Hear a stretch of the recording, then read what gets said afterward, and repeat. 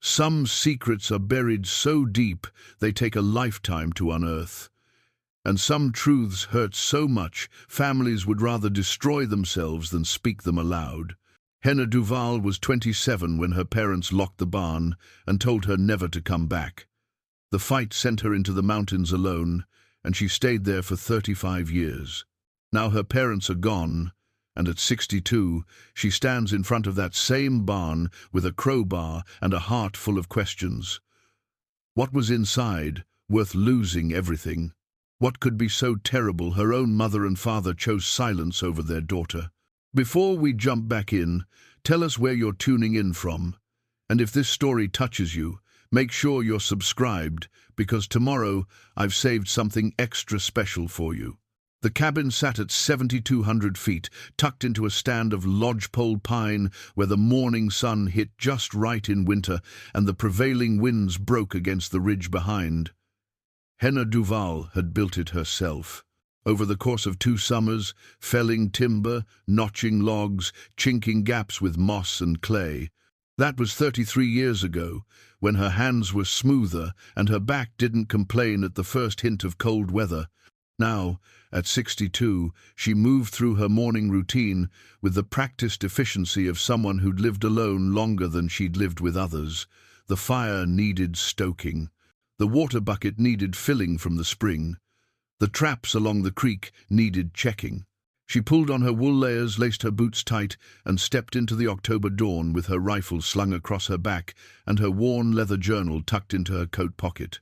The journal had been with her since the beginning. Every day for 35 years, she'd recorded the same things: temperature, wind direction, animal sightings, condition of her food stores.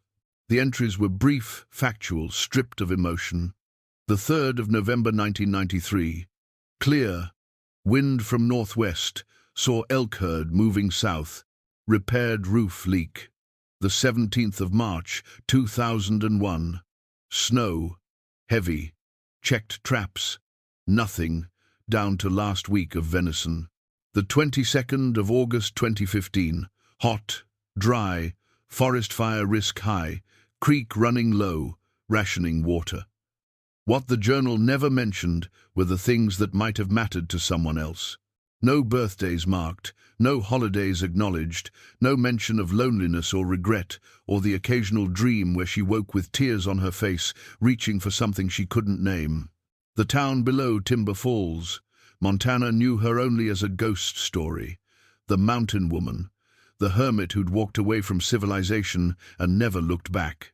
Twice a year, she made the long hike down to the trading post at the Forest Service Road, where old Vernon Mackay left supplies for her. Flour, salt, kerosene, ammunition.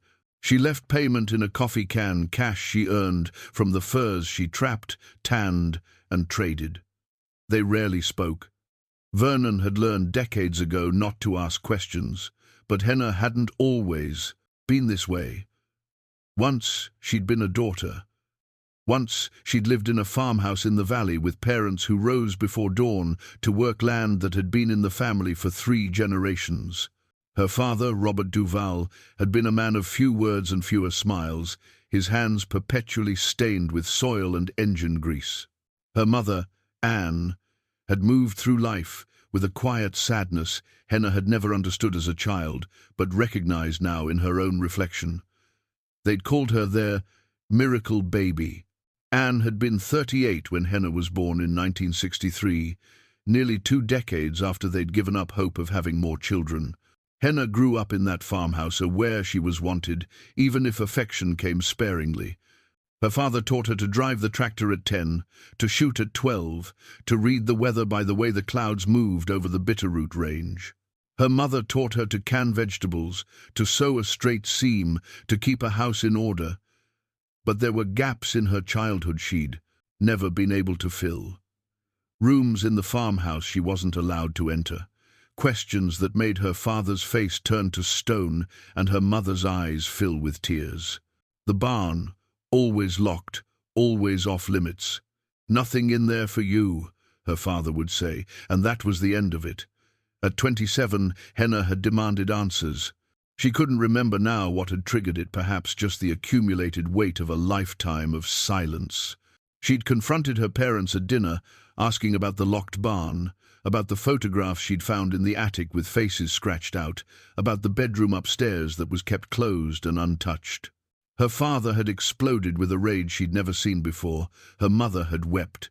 And when the shouting ended, her father had given her a choice: never ask again or leave.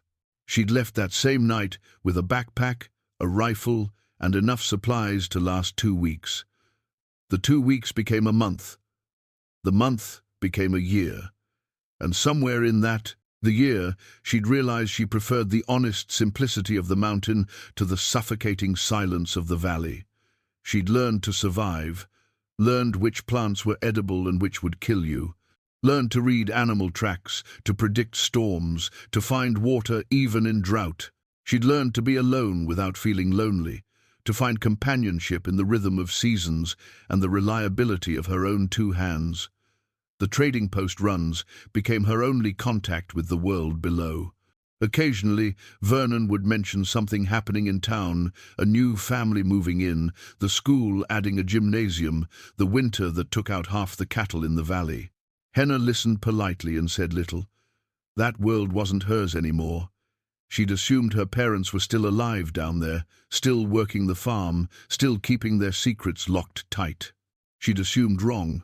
The letter arrived in September, tucked into her supply box at the trading post. Official county letterhead. She'd stared at it for a long time before opening it, knowing somehow that whatever was inside would change everything.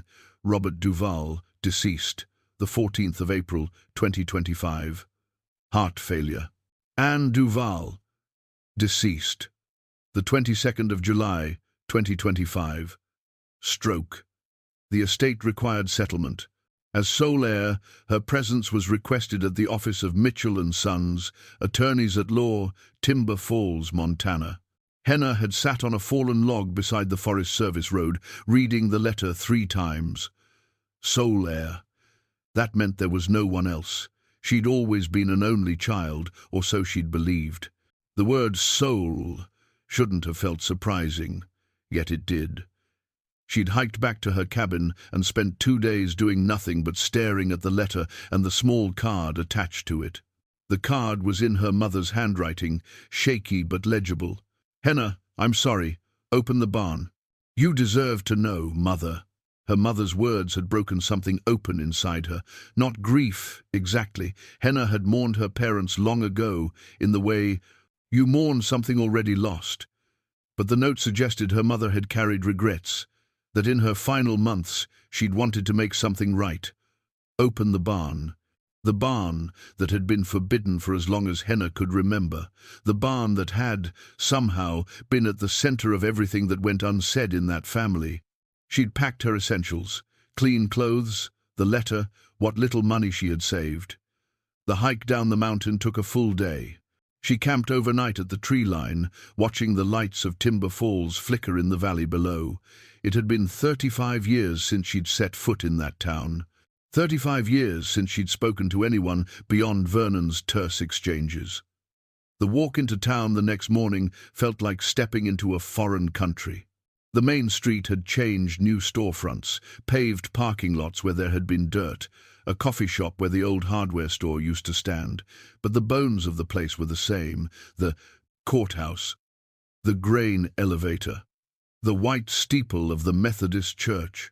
People stared. An old woman walking past the general store stopped mid-step, her hand flying to her mouth. A man pumping gas did a double-take.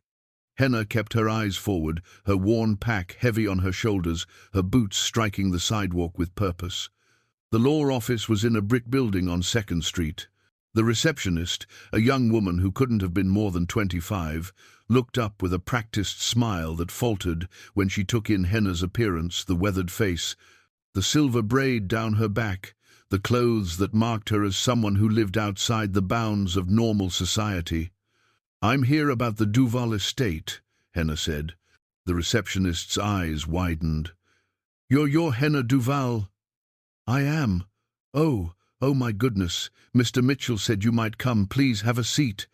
I'll get him right away. Robert Mitchell was younger than she'd expected, maybe 40, with kind eyes and a gentle handshake. He led her into his office and closed the door, gesturing to a chair across from his desk. Miss Duval, thank you for coming. I know this must be difficult. What needs to be done? Henna asked, dispensing with pleasantries. He opened a file. Your parents left everything to you. The farmhouse, the land, 160 acres, all equipment, vehicles and contents. There are some debts against the property, taxes owed, but nothing that would require selling. It's yours, free and clear, once we process the paperwork. Henna nodded slowly. I'll sign whatever needs signing. There's one more thing. He reached into the file and pulled out a small envelope. Your mother left this with us 6 months before she passed. Instructions were to give it to you in person. The envelope was sealed, her name written across the front in that same shaky handwriting. Henna took it but didn't open it immediately.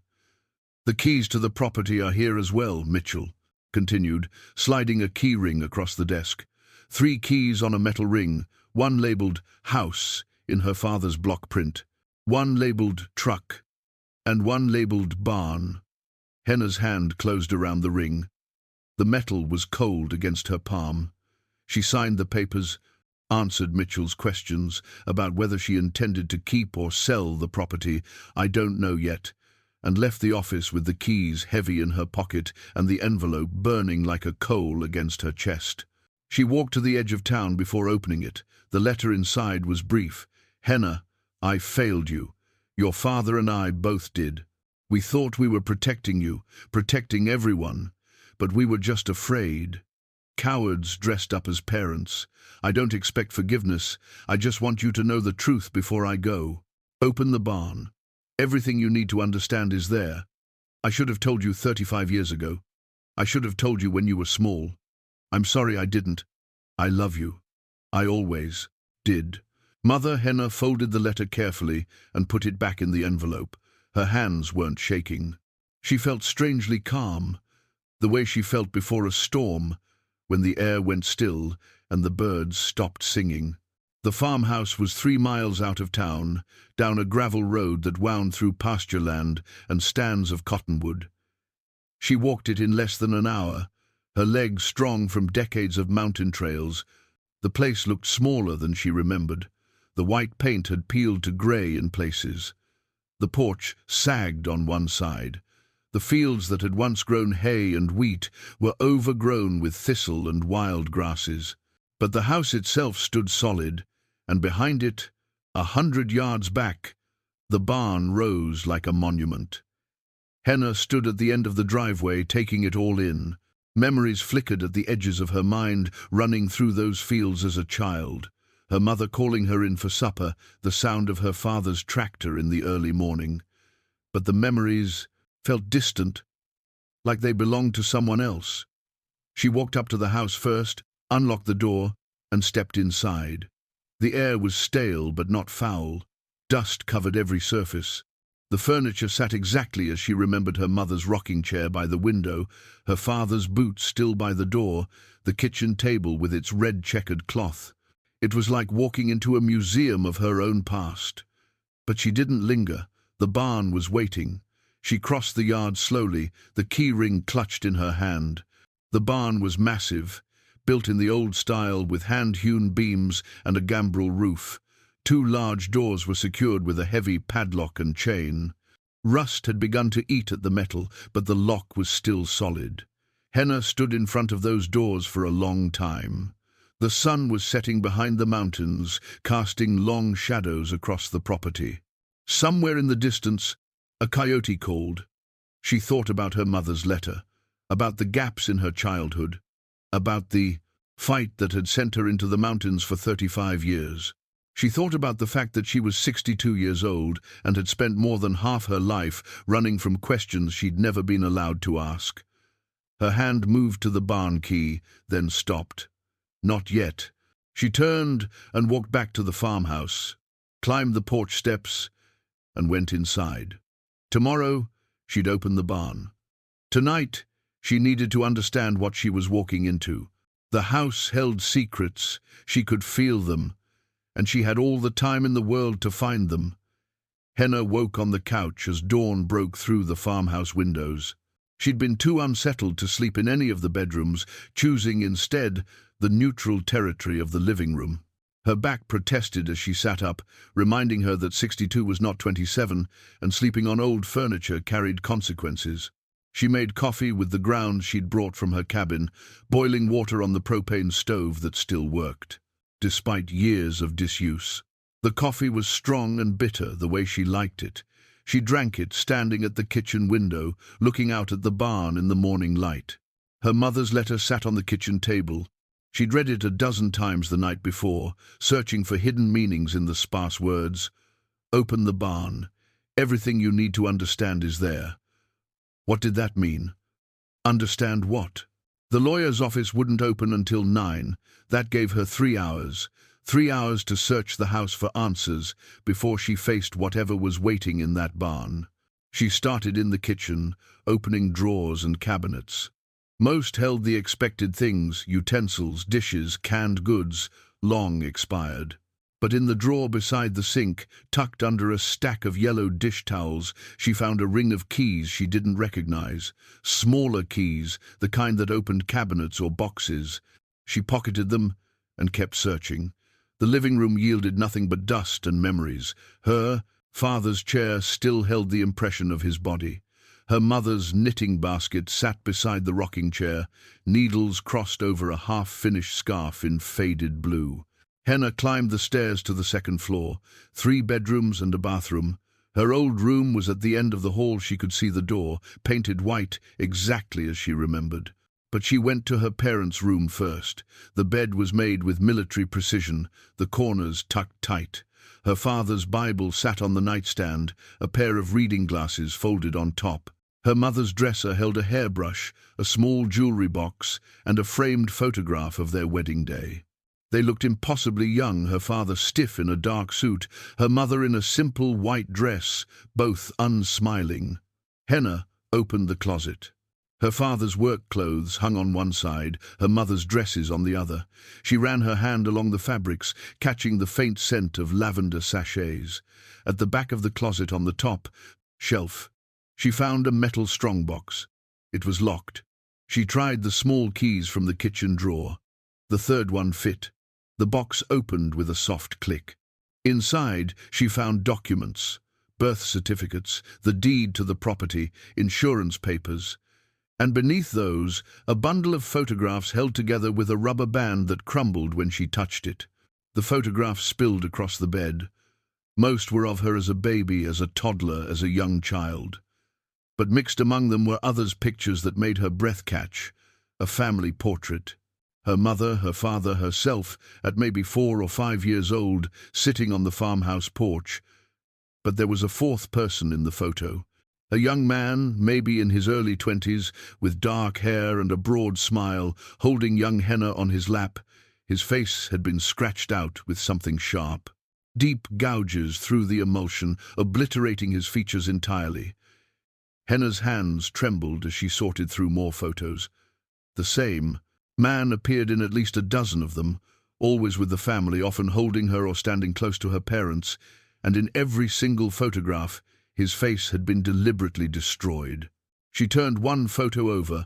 On the back, in her mother's handwriting, Easter 1968, Jay and Henna hunting eggs. Jay, who was Jay? Henna sat on the edge of her parents' bed, staring at the defaced photographs. Her mind raced through possibilities. A relative? A hired hand? But why would someone be in so many family photos, holding her like she belonged to him, only to be erased so violently? And why couldn't she remember him? She was 5 in some of these photos, old enough to have memories, but when she tried to recall Easter 1968 or any of the other moments captured in these images, she found only a strange blankness, like a page torn from a book. She gathered the photographs carefully and brought them downstairs. The kitchen table became her workspace as she laid them out in chronological, order, based on how old she appeared in each one. The earliest photo showed her as an infant, maybe 6 months old, cradled in the mystery man's arms. The latest showed her at around 7, standing beside him in front of the barn that was now locked and forbidden. After that photo, the man vanished from the collection entirely. There were plenty more pictures of Henna growing up, school photos, Christmas mornings, birthday cakes, but the fourth member of the family was gone. Henna made more coffee and continued her search. She went through every drawer, every cabinet, every closet in the house. In the hall closet, behind stacks of old linens, she found a cardboard box labeled H. Childhood. Inside were her old school papers, report cards, drawings she'd made as a child. And at the bottom, a construction paper card that made her heart stop. It was a Father's Day card, made in the crude style of a young child, stick figures drawn in crayon. Happy Father's Day, spelled out in uneven letters. But there were 2 father figures drawn on the card, one labeled Daddy and one labeled Jasper. Jasper, not J. Jasper. The name hit her like a physical blow. She didn't know why, she had no memory attached to it. But something deep in her body responded, a tightness in her chest, a burning behind her eyes. She sat on the hallway floor, holding the card, trying to force the memories to surface. Who was Jasper? Why had she made him a Father's Day card? Why had he been erased from every photograph and, apparently, from her memory? The grandfather clock in the living room chimed 9. The lawyer's office would be open now. But Henna had no intention of going back into town. She had everything she needed right here. She returned to the kitchen and spread out all the evidence. The photographs, the card, the mental timeline she was constructing. Jasper had been part of her life from infancy until around age 7. Then he'd disappeared, and at some point after that, someone, her father, probably had systematically destroyed his face in every family photograph. The violence of that act spoke volumes. This wasn't about forgetting. This was about erasure, about rage. What had Jasper done to deserve that? And this thought made her cold, what had been done to him. She thought about the barn, about how it had been locked for as long as she could remember, about her parents' refusal to let her near it, about the fight when she was 27, when she demanded to know what they were hiding. She couldn't remember the specifics of that fight anymore. 35 years had dulled the details. But she remembered the feeling of it, her desperation to understand, their stone-faced refusal to explain, the ultimatum that had driven her into the mountains. Had she asked about Jasper? Is that what had triggered her father's rage? She must have. Somehow, she must have stumbled onto the truth, or close enough to it that her parents panicked. Henna stood and walked to the window. The barn stood solid and silent in the morning light. Whatever answers she needed were in there. Her mother's letter had said as much. But now she knew she wasn't just opening a barn. She was opening a grave. Not a literal grave, perhaps, but a place where something or someone had been buried and forgotten. She picked up the keyring from the table. The barn key felt heavier than before, weighted with all the questions it would answer. Her mother's final words echoed in her mind. "I failed you. Your father and I both did.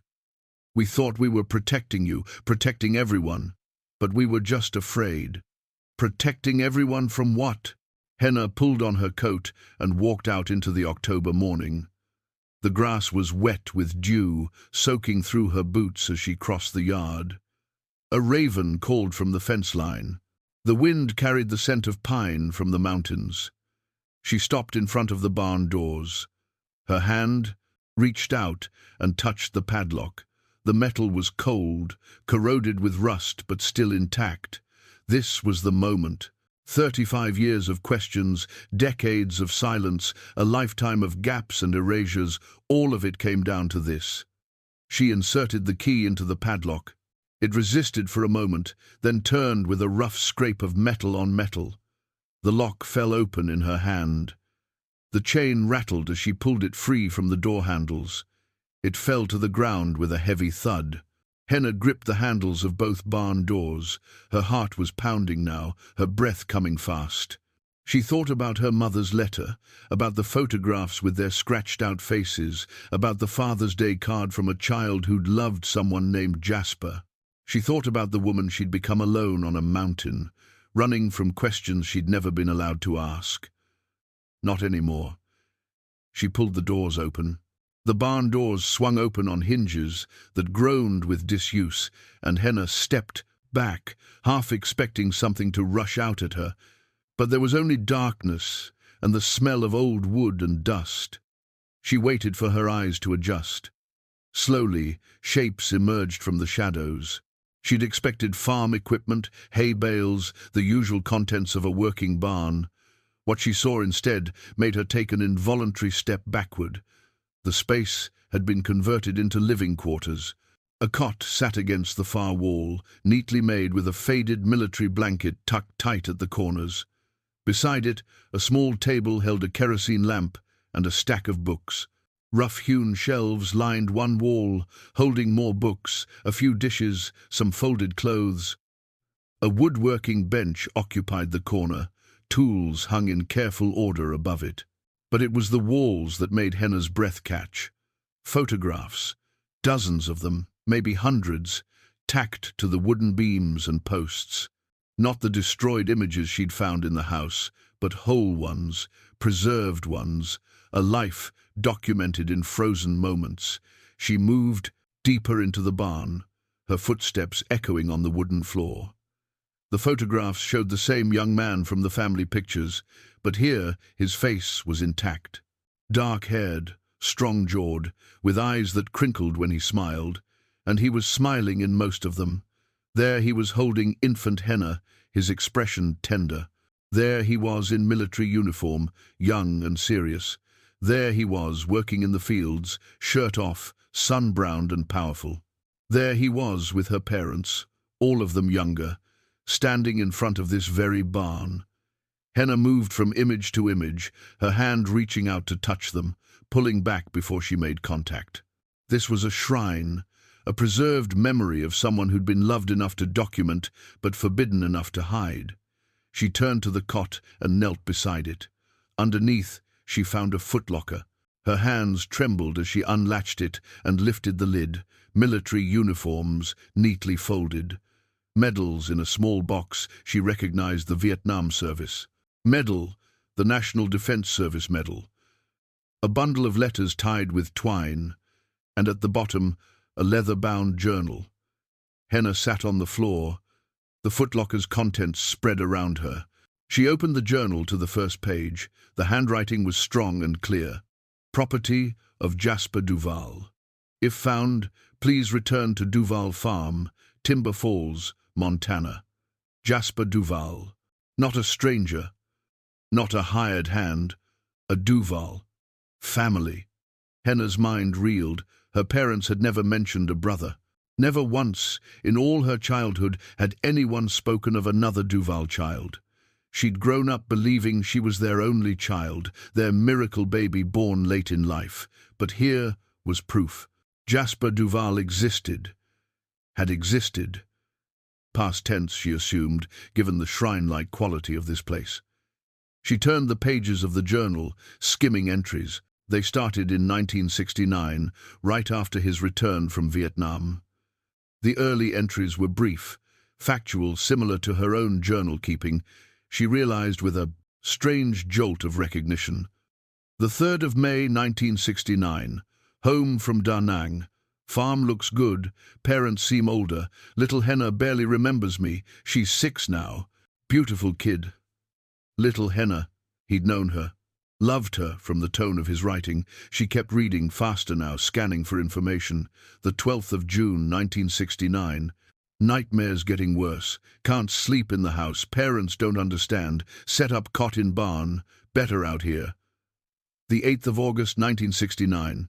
Henna follows me around like a shadow. Asks 1,000 questions. Reminds me why I went over there. To keep this life safe for kids like her.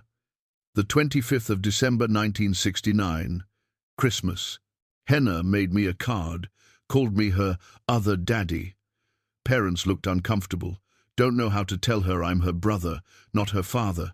The age gap makes it confusing for her. I don't mind. Brother.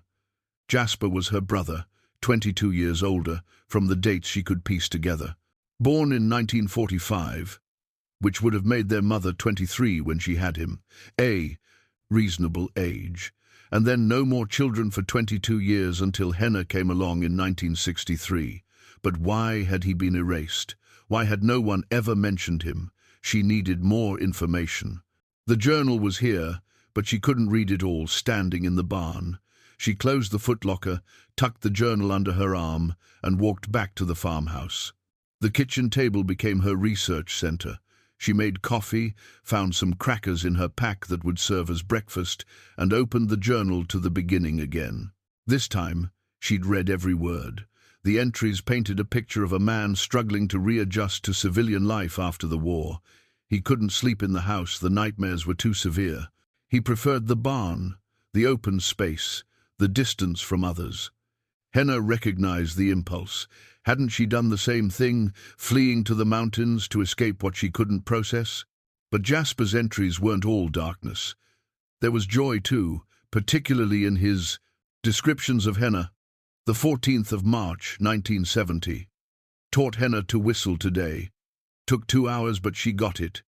She's determined. Stubborn like Dad. The 4th of July, 1970. Fireworks in town. Henna sat on my shoulders. She wasn't scared of the noise like other kids. She laughed. Made the whole thing bearable for me. Henna closed her eyes, trying to summon the memories these entries described. Sitting on someone's shoulders, learning to whistle, the smell of fireworks. Nothing came. Just that same blank space, like pages torn from her own story. She kept reading. The entries from 1970 and early 1971 showed a man finding his footing, learning to live with what he'd experienced overseas, building a relationship with his little sister. He was making furniture in the barn, toys for her, mostly. A dollhouse, a rocking horse, a small table and chairs. Henna thought about the woodworking bench she'd seen in the barn, the tools hung in careful order, the half-finished projects she hadn't examined closely yet. Then, in late 1971, the tone of the entries shifted. The 18th of November, 1971. Met someone in town, Thomas, schoolteacher. Didn't expect to feel this way again. Didn't think I could. The entries became more guarded after that. References to tea instead of names. Mentions of meeting in town, of conversations that mattered, of feeling less alone. And then, in early 1972, everything changed. The 3rd of March 1972. Someone saw us. Word is spreading. I knew this would happen. Knew it the first time I let myself feel something real. This town, this time there's no room for it. No room for people like me. The 10th of March 1972. Mom and Dad know. They didn't say the words, but I see it in their faces. Shame, fear. They're good people, but they're scared. Scared of what the town will say. Scared of what it means. Scared for the farm, for their reputation, for Henna. The 15th of March, 1972. Had the conversation. They want me to leave. For everyone's good, Dad said. He couldn't look at me. Mom cried. They're not throwing me out, they said. They're asking me to choose. The farm or Thomas. The family or my own heart. As if there's really a choice. Henna's hands tightened on the journal. She read ahead, her heart sinking with each entry. The 20th of March, 1972. Told Thomas I'm leaving. He wants to come with me. I can't let him give up everything. He has a life here, a career. I'm just a broken veteran with nothing to offer. He deserves better. The 25th of March, 1972. Last week on the farm. Saying goodbye to everything without saying the words. Henna knows something's wrong. She keeps asking where I'm going. I don't know how to tell her I'm not coming back. She's only 9. How do you explain to a 9-year-old that the world doesn't have space for everyone? The 28th of March, 1972. Tomorrow I leave. I've packed what I can carry. The barn is set up exactly how I want Henna to find it someday. I know Mom and Dad will lock it. They'll try to erase me, probably. I understand why. This is 1,972 inches. Rural Montana. I'm asking them to accept something they don't have the tools to understand. But maybe someday, when Henna's grown, when the world is different, she'll open this barn and know I existed, know I loved her, know I didn't want to leave. The entry ended there. The next page was blank, and the page after that. Henna flipped through the rest of the journal, all blank pages. He'd left the journal here intentionally, left it for her to find. She sat back in her chair, staring at the words, "people like me." In 1972, those words could only mean one thing. Jasper was gay, had fallen in love with a man in a time and place where that was unthinkable, and her parents, terrified of the consequences, had given him an ultimatum. He'd chosen to leave, and they'd erased him. Henna sat at the kitchen table for a long time, the journal open in front of her, trying to process what she'd learned. She had a brother. Had, past tense. Jasper had left in 1972, which meant he'd been gone for 53 years. He'd be 80 now, if he was still alive. The questions multiplied faster than she could sort them. Where had he gone? Had he found happiness, or had the weight of that choice destroyed him? Did he ever try to come back? And why had her parents never told her? She understood shame. She understood fear. She'd lived in a small town long enough to know how quickly gossip could destroy a reputation, a business, a life. In 1972, being gay wasn't just taboo. It was dangerous. People lost jobs, families, everything. But to erase him completely? To scratch out his face in every photograph, to forbid his name to be spoken, to lock away every trace of his existence? That went beyond protection. That was annihilation. Henna stood and paced the kitchen. Her anger was building now, hot and righteous. Anger at her parents for their cowardice. Anger at the world that had made such a choice necessary. Anger at herself for living 62 years without knowing. She'd had a brother who loved her. She returned to the barn. In the daylight, streaming through the open doors, she could see details she'd missed before. The photographs weren't random. They were arranged chronologically, a timeline of Jasper's life. His childhood, a skinny boy with a gap-toothed smile, standing in front of the farmhouse. His teenage years, growing tall and strong, working the fields alongside their father. His military service, formal portraits in uniform, candid shots with fellow soldiers, images of Vietnam that made her stomach turn. And then his return. The photos of him with infant Henna. The two of them as she grew, teaching her to walk, to catch fireflies, to feed the chickens. In every image where they appeared together, his face showed pure love. She found the woodworking corner and examined the unfinished projects. A partially carved rocking horse, a small bookshelf, sanded smooth but not yet stained, a jewelry box with delicate hinges, the top, not yet, attached. He'd been making things for her. Right up until he left, he'd been building a life that included her. Henna picked up the jewelry box, turning it over in her hands. The craftsmanship was beautiful, each joint perfectly fitted, the wood chosen for its grain. This wasn't the work of someone passing time. This was the work of someone who cared deeply about the recipient. She set it down gently and moved to the shelves. The books were a mix of carpentry manuals, novels, poetry. She pulled out a slim volume, Walt Whitman's Leaves of Grass. A piece of paper fell from between the pages. It was a letter, written in unfamiliar handwriting. "Jasper, I know you're struggling with this. I am too, but what we have is real, and it's worth fighting for. I don't care what the town says. I don't care what anyone says. You came back from a war that tried to destroy you, and you're still here, still good, still capable of love. That matters. You matter. Please don't shut me out. T. Thomas. The schoolteacher, the man Jasper had loved. Henna folded the letter carefully and tucked it back into the book. She was assembling a picture now of what had happened. Jasper and Thomas had fallen in love. They'd tried to hide it, but in a small town, secrets rarely kept. Someone had seen them together. Word had spread. And the pressure on her parents, the whispers, the judgment, the threat to their standing in the community had become unbearable. So they'd given Jasper a choice that wasn't really a choice at all. But what had happened to him after he left? The journal ended abruptly. Had he stayed in contact with Thomas? Had he built a new life somewhere else?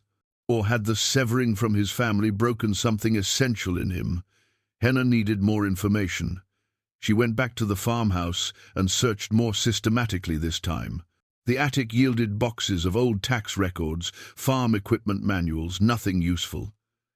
The basement held canning supplies, her mother's old preserving jars, mouse droppings. But in her mother's bedroom, in the bottom drawer of the dresser beneath layers of winter sweaters, she found a small wooden box. It was locked, but one of the keys from the kitchen drawer fit. Inside was a collection that made Henna's throat tighten. Letters, dozens of them, in envelopes with postmarks from cities across the country. Boise, Idaho, Seattle, Washington, Portland, Oregon. All addressed to Henna Duval, all with return addresses marked J.D. Her mother had kept them, hidden them from her husband, probably, but kept them. Henna opened the earliest one, postmarked May 1972, 2 months after Jasper left. Dear Mom, I'm in Boise. I found work as a carpenter. The city is bigger than I expected. I'm trying to make sense of everything. I think about the farm constantly, about Henna. Does she ask about me? I hope you're telling her something, anything, so she doesn't think I just abandoned her. I love you. I know you were in an impossible position, Jasper. The letters continued over the years. Not many, maybe 1 or 2 a year, but consistent. Jasper updating his mother on his life, asking about Henna. Never angry, never blaming, just sad and distant and trying to maintain some thread of connection. December 1975. Henna must be 12 now. Does she still have that gap between her front teeth? Tell her Merry Christmas from someone who loves her, even if she doesn't remember me. June 1980. I met someone. His name is Thomas, same as before, different person. We're building a life together. I wish I could tell you more. I wish I could bring him home to meet you. I wish a lot of things. October 1990. Thomas and I bought a house. We can't legally marry, but we've been together 10 years. That counts for something. I think about Henna often. She's 27 now, a grown woman. I wonder what kind of person she became. Henna would have been 27, the same year she'd had the fight with her parents, and fled to the mountains. She looked for letters from that year, after October. There was one, dated December 1990. Mom, I heard from Buck Thornton. He said Henna left home after some kind of fight with you and Dad. He said she went up into the mountains and didn't come back. I need to know if she's okay. Please write to me. Please tell me what happened. I know I have no right to ask, but she's my sister. I've spent 18 years away from her. I can't bear thinking she's out there alone because of something connected to me. Jasper Henna's hands shook as she read her mother's reply, tucked in the same envelope. Jasper, Henna is fine. She's living in the mountains by choice. The fight was about you. She'd found some old photographs and started asking questions. Your father wouldn't tell her anything. She got angry and left. We thought she'd come back after a few days, but she didn't. She's stubborn, like you. I'm sorry. For everything, Mom. So the fight had been about Jasper. Henna had discovered evidence of his existence and demanded answers. Her father had refused, and rather than live with more silence, she'd chosen exile. She and Jasper had both been driven away by the same inability to speak the truth.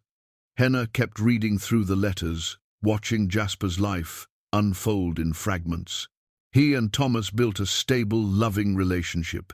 They became involved in the early LGBTQ+ rights movement in Boise. Jasper's carpentry business flourished. He seemed to have found peace, or something close to it. The letters became less frequent as the years went on. One in 1995, one in 2000, one in 2010. The last letter was dated 2023, just 2 years ago. Dear Mom, Thomas and I celebrated our 45th anniversary this week. We're both old men now, but we're happy. I've thought about coming back to Montana, but I don't think I could bear seeing the farm again, knowing I'll never belong there. I heard Dad passed. I'm sorry I couldn't be there. I hope you're well. I hope, wherever Henna is, she's found some kind of peace. Tell her, if you ever see her, that I loved her, that I never stopped. Jasper. Henna set down the letter and looked at the date again. 2023, 2 years ago, which meant there was a chance, a real chance, that Jasper was still alive. Her brother might still be alive. The thought hit her like lightning. All this grief, all this processing of loss, and he might still be breathing, still living in Boise with Thomas, still thinking about her, wondering about her, loving her from a distance. She had to know. Henna went back to the barn and searched more thoroughly. In the footlocker, beneath the uniforms and medals, she found what she was looking for, an address book. Most of the entries were old, crossed out, people who'd moved or died. But on the last page, in her mother's handwriting more recent, shakier but clear, was an entry that made her heart race. Thomas Whitfield, 847 Crescent Drive, Boise, Idaho. 208-5550147. Her mother had kept track. In the final years of her life, she'd maintained contact somehow. She'd updated this address book and left it here in the barn for Henna to find. This was what her mother meant by, "You deserve to know." Not just the past, the present, the possibility of connection. Henna tucked the address book into her coat pocket and stood in the barn, looking around at the shrine her brother had left behind. A shrine her mother had preserved, visiting in secret, keeping his memory alive even while her husband forbade his name to be spoken. Henna Duval had failed in many ways, but in the end, she'd tried to make it right. Henna locked the barn carefully behind her and walked back to the farmhouse. The sun was setting, casting long shadows across the property. She had decisions to make, but first, she needed to know if Jasper was still alive. She needed to know if she still had a brother. The telephone in the farmhouse still worked. Henna discovered this by accident when she picked up the receiver and heard a dial tone. Her parents must have maintained the service right up until their deaths, though she couldn't imagine why. They'd had no one to call. Or maybe that wasn't true. Maybe her mother had made calls to Boise, secret conversations while her father was out in the fields, a lifeline to the son she'd lost. Henna sat at the kitchen table with the phone in front of her, staring at the number in the address book. Her hand reached for the receiver 3 times before she actually picked it up. What would she say? "Hello. I'm looking for Jasper Duval. I'm the sister who forgot he existed." She set the phone down and paced the kitchen instead. It was almost 7 in the evening, a reasonable time to call. But reasonable didn't make it easier. The truth was, she was afraid. Afraid that Jasper was dead, and this hope would be extinguished before it fully formed. Afraid that he was alive, but wanted nothing to do with her. Afraid that she'd spent 62 years not knowing her own family, and that ignorance couldn't be undone by a single phone call. But she'd opened the barn. She'd read the journal. She'd come this far. She picked up the phone and dialed before she could change her mind. The phone rang once, twice, 3 times. On the fourth ring, someone answered, "Whitfield residence." The voice was male, elderly, warm. Henna's throat closed. She forced words out. I'm looking for information about Jasper Duval." Silence on the other end. Then, "Who is this?" "My name is Henna Duval. I'm his," she stumbled over the word, "his sister." The silence stretched longer this time. Henna could hear breathing, careful and controlled. When the man spoke again, his voice was thick with emotion. "Oh my God, Henna, Jasper talked about you all the time." Talked, past tense. "Is he?"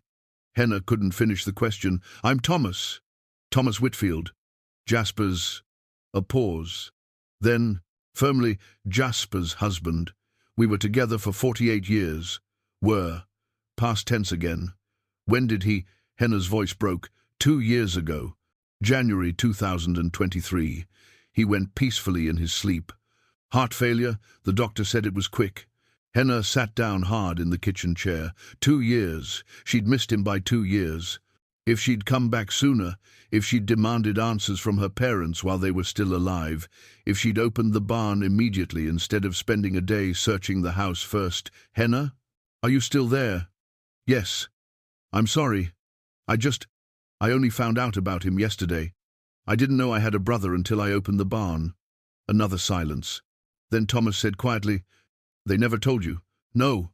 They erased him, scratched his face out of every photograph in the house. My mother left me a letter telling me to open the barn, but she died 3 months ago. My father died before her. I've been living in the mountains for 35 years, and I only came back to settle the estate." "Living in the mountains?" Thomas's voice shifted, understanding dawning. "You're the one who left after the fight." Jasper knew about that. He heard from someone in town. Buck Thornton, probably. He's the only one who keeps track of things. Jasper was devastated when he heard you'd left. He blamed himself, even though he didn't know the fight was about him. He thought somehow his existence had poisoned your relationship with your parents. "It did," Henna said bluntly. "But not the way he thought. I found evidence of him and asked questions. My father refused to answer. So I left." "You're just like him," Thomas said, and there was something like affection in his voice. "Jasper said you were stubborn. Said you got that from your father, ironically enough." Henna found herself almost smiling. "Tell me about him, please. I don't remember him at all. I was too young when he left, and they made sure I forgot." "I can do better than tell." "You," Thomas said. "I have 48 years of photographs, letters, stories. I have his whole life documented. And I think he'd want you to have it. I'm in Montana, at the farm. I know, your mother gave me the address 5 years ago." Henna straightened. "My mother contacted you?" "Yes, she called out of the blue in 2020. Said she needed to know if Jasper was happy, if he'd had a good life. I think she knew she didn't have much time left. She wanted peace before she went." "What did you tell her?" "The truth. That he'd built a beautiful life. That we had a home, a community, friends who became family. That he did good work, helped a lot of people, laughed often. She cried when I told her, said she was sorry. Said she wished things had been different." Henna felt tears burning in her eyes. "Did you tell him she called?" "No. He'd passed 6 months earlier. But I sent her photographs, showed her what his life had been. She deserved to know she hadn't destroyed, bowed him by sending him away. And she updated his address book in the barn. She knew I'd find it." "Your mother was complicated," Thomas said carefully. "Jasper never hated her. He understood she was trapped by her time, her place, her husband. She did what she thought she had to do. It doesn't make it right, but it makes it human." Henna wiped her eyes. "I want to see the photographs. I want to know who my brother was. Then I'll come to you. I'm 78, but I can still drive. I've always wanted to see the farm, to see where Jasper grew up. He talked about it constantly, especially toward the end. You'd come here, to Montana, for Jasper's sister?" "Absolutely, he loved you, Henna." Every year on your birthday, September 14th, right? He'd raise a glass and wonder what you were doing, if you were happy, if you were safe. September 14th, her birthday. A date she rarely acknowledged on the mountain, but Jasper had remembered it for 53 years. "When can you come?" Henna asked. "Give me 3 days. I need to gather things, make arrangements. Is the farmhouse habitable?" "Barely. But it has running water and electricity. That's more than Jasper had in the barn," Thomas said, and there was a smile in his voice. "He told me about living out there, said it was the only place he felt safe after Vietnam. The barn is still set up exactly as he left it. My mother must have preserved it. She did more than that. She visited it. I know because she described it to me, the photographs on the walls, the woodworking bench, the cot. She went there to remember him." Henna thought about her mother, married to a man who'd forbidden Jasper's name, sneaking out to the barn to sit with memories of her lost son, carrying that secret for decades until she finally found the courage to reach out to Thomas to make sure Jasper had been happy. "I'll be here," Henna said. "Take your time. The farm isn't going anywhere." 3 days, Thomas promised. "And Henna, he would be so glad you found the barn. So glad you know about him. He worried you'd go your whole life not knowing you had a brother who loved you." After they hung up, Henna sat in the silent kitchen for a long time. Jasper had died 2 years ago, which meant she'd never hear his voice, never see his face in person, never get to tell him she was sorry for forgetting him. But he'd lived. That was the crucial thing. He'd escaped this place that couldn't accept him, and he'd built a life with someone who loved him. 48 years together. A home, a community, work that mattered. He'd survived. Henna went upstairs to her old bedroom and opened the door for the first time since returning. The room was frozen in time, her narrow bed with its faded quilt, her small desk, the bookshelf holding childhood favorites. But what caught her attention was the windowsill. A row of small wooden animals sat there, gathering dust.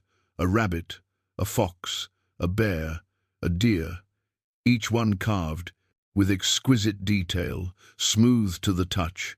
She picked up the rabbit and turned it over.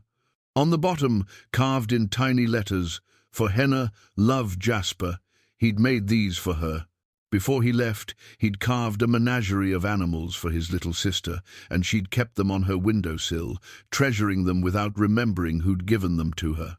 Some part of her had known, some buried part had remembered. Henna sat on the edge of the bed, holding the wooden rabbit, and let herself cry for the first time in decades. She cried for the brother she'd lost twice, once to forgetting, once to death. She cried for her parents, trapped by fear and shame.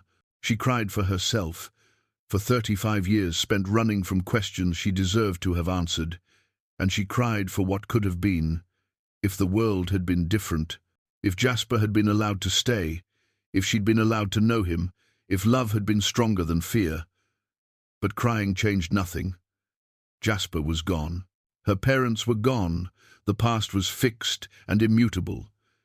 The only question that mattered now was what she'd do with the truth. She set the rabbit back on the windowsill and went downstairs. The barn was waiting, and in 3 days, Thomas would arrive with 48 years of Jasper's life in photographs and stories. She'd learn who her brother was, and then she'd figure out how to honor that knowledge. The phone rang, startling her. She picked it up cautiously. "Hello? Henna, it's Buck Thornton. Heard you were back in town. Wanted to check on you." "I'm fine, Buck. Found the barn yet?" She hesitated, then decided honesty was easier. "Yes. Figured you would. Your mama told me you'd open it eventually. Asked me to keep an eye on the place, make sure nobody messed with it." "You knew about Jasper. Everyone our age knew, but your daddy made it clear we weren't to speak of it. Most folks respected that. Some because they agreed with him, some because they were afraid of him. And you?" "I liked Jasper. He was a good man. What happened to him wasn't right.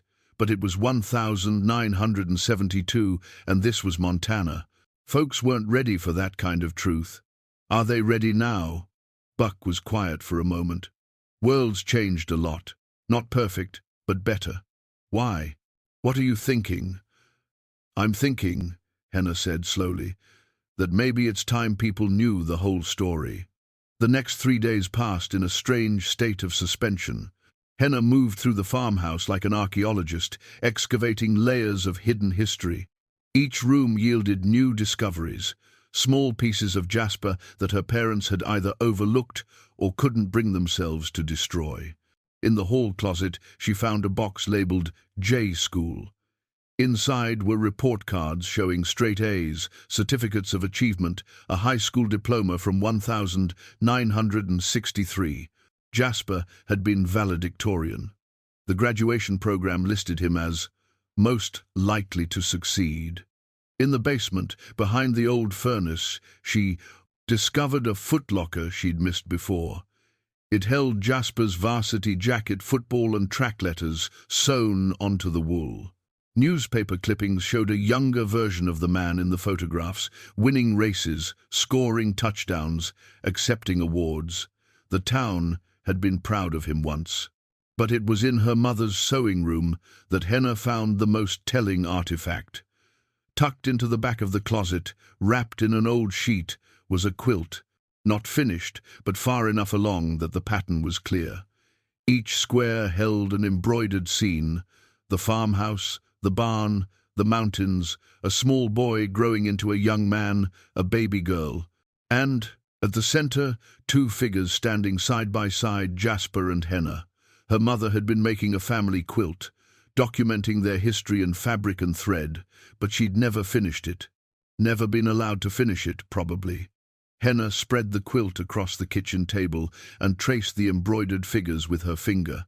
This was grief, made visible. Her mother had lost a son and spent the rest of her life carrying that loss in silence, sneaking moments in the barn to remember him, stitching him into a quilt no one would ever see.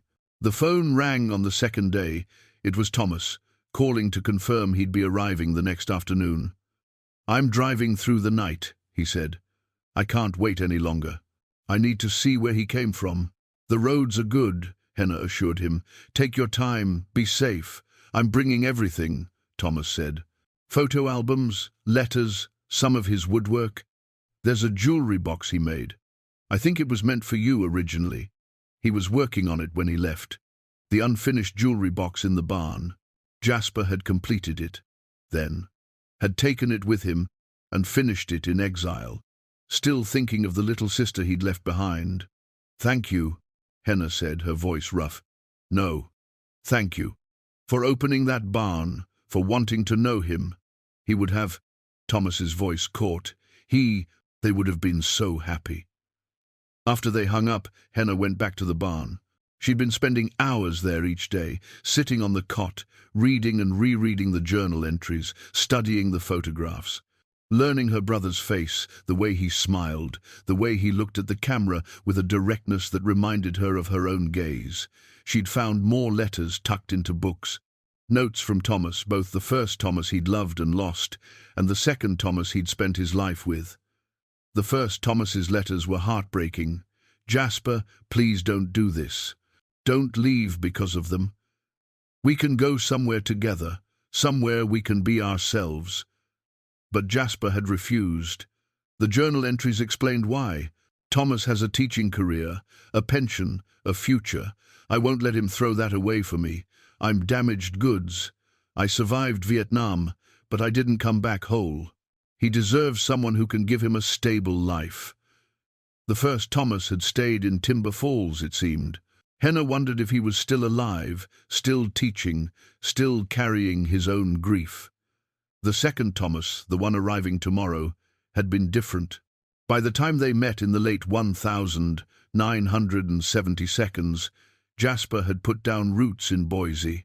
He'd established his carpentry business, he'd found his footing, and Thomas Whitfield, a nurse at the VA hospital, had understood him in ways the first Thomas couldn't have. Their letters to each other were different, playful, domestic, full of inside jokes and shared dreams. "Should we paint the kitchen yellow or green?" "I vote yellow. You'll vote green just to be contrary. Picked up groceries, forgot the milk again. You're going to leave me over this, aren't you? Ordinary life. The kind of ordinary that Jasper had been denied in Montana but had found elsewhere. Henna spent the evening cleaning the farmhouse. It felt important somehow to make the place presentable for Thomas's arrival. He was coming to see where Jasper had grown up, to walk the same rooms and fields, to complete a pilgrimage his partner never could. She washed windows, swept floors, aired out the musty rooms. She made up the guest bedroom with fresh linens from the hall closet. She stocked the kitchen with supplies from a reluctant trip into town: coffee, bread, eggs, basic provisions. The trip to town had been illuminating. She'd driven her father's old truck, still functional after all these years, and faced the stares and whispers she'd avoided for 35 years. But this time, she'd stared back. At the grocery store, an elderly woman had approached her. "Henna Duval, that you?" "It is. Heard you came back. Heard you opened the barn." News travelled fast in small towns. Henna had simply nodded. The woman's eyes had filled with tears. "I'm glad. I taught Jasper in 3rd grade. He was the sweetest boy. What happened to him, what we all let happen, it wasn't right." "No," Henna had agreed. "It wasn't." "Is it true Thomas Whitfield is coming to visit?" Henna had been startled. "How do you know that?" Buck told Vernon. Vernon told his wife. She told the church ladies. "That's how." "It's true." The woman had touched Henna's arm gently. "Tell him Jasper was loved here, before everything. Tell him we're ashamed it wasn't enough." Now, as Henna stood in the clean kitchen watching the sun set behind the mountains, she thought about that conversation. The town's shame, carried for 53 years. The collective guilt of good people who'd chosen silence over courage. She understood it. She'd made the same choice herself in a different way, choosing isolation over confrontation, running from pain rather than facing it. But Thomas hadn't run. Jasper hadn't run. Not really. He'd been forced out, but he'd built something beautiful from the ashes. They'd chosen courage, even when the world made that choice nearly impossible. Henna went to bed in her childhood room, surrounded by the wooden animals Jasper had carved. Tomorrow, she'd meet the man who'd loved her brother for nearly 5 decades. Tomorrow, she'd begin to piece together a life she'd never known existed. She slept better than she had in years. Thomas arrived at 2 in the afternoon, driving a modest sedan packed with boxes and suitcases. Henna watched from the porch as he parked and climbed out slowly, favoring his left hip. He was tall, thin, with white hair, and the bearing of someone who'd spent his life caring for others. He wore pressed slacks and a cardigan despite the mild weather. His eyes, when they met Henna's, were the color of creek water and filled with emotion. "Henna," he said simply. "Thomas." They stood looking at each other for a long moment. Then Thomas smiled, and Henna saw what Jasper must have seen: kindness, steadiness, home. "You look like him," Thomas said. "The same eyes, the same way of standing, like you're ready for anything." "Come inside," Henna said. "I have coffee ready. Could we see the barn?" "First?" Thomas asked. I need to see where he lived, where he left pieces of himself for you to find." They walked across the yard together, Henna matching her pace to Thomas's slower gait. The barn doors stood open, sunlight streaming inside. Thomas stopped at the threshold, his hand gripping the doorframe. His eyes travelled over the photographs, the preserved space, the cot still made with military precision. "Oh, Jasper," he whispered. "You never stopped hoping she'd find this, did you?" He moved into the barn like it was sacred ground, which perhaps it was. He touched the photographs gently, studied the woodworking bench, knelt beside the cot with tears streaming down his face. "He told me about this place," Thomas said. "About how he couldn't sleep in the house after Vietnam, about how the barn became his refuge. I always wondered what happened to it." "My mother preserved it," Henna said. "She visited it in secret, kept it exactly as he left it. She loved him. In her own broken way, she loved him." I think she did. Thomas stood and wiped his eyes. I brought things to add to this space, if you'll permit it. Photographs from his later life, his medals from the VA, some of his best woodwork. I thought maybe this could be a complete record of his life. Not just the parts your parents knew, but all of it. Yes, Henna said immediately. Yes, that's exactly what it should be. They spent the rest of the afternoon and into the evening carrying boxes from Thomas's car and arranging them in the barn. Thomas had brought photo albums spanning 5 decades. Images of Jasper, aging from 30 to 78, his dark hair turning silver, his face gaining lines but never losing its fundamental kindness. There were photographs of Jasper and Thomas together, standing in front of their house in Boise, celebrating birthdays and anniversaries, working on projects side by side. There were pictures of them with friends, at rallies, and protests, at quiet dinners and loud parties. It was a full life, documented in careful detail. And as Henna looked through the albums, she felt her grief shift into something else. Not quite joy, but close to it. Relief, maybe. Pride. Her brother had survived. More than survived, he'd thrived. He was happy, she said to Thomas as the sun set and they sat on the barn floor, surrounded by memories. Very happy, Thomas confirmed. He had hard days. The PTSD never fully left him, and he carried the grief of losing his family his whole life.